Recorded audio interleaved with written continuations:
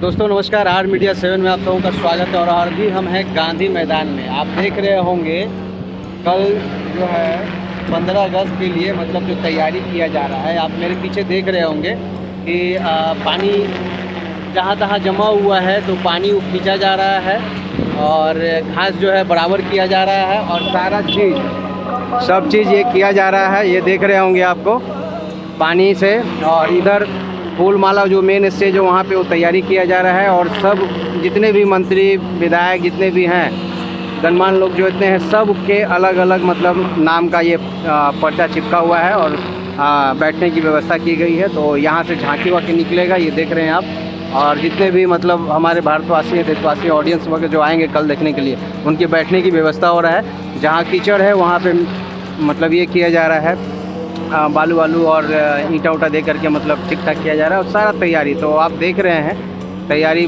बहुत ज़बरदस्त है कल की तैयारी और हर साल की तरह भव्य होने वाला है। और इस बार झंडा तोलन मेरे हिसाब से माननीय मुख्यमंत्री सम्राट चौधरी जी ही करेंगे। तो देखिए दोस्तों, इस तरह का वीडियो हमेशा आपके लिए लाते रहेंगे। आप हमारे चैनल को सब्सक्राइब करें, लाइक करें, शेयर करें। बहुत बहुत धन्यवाद।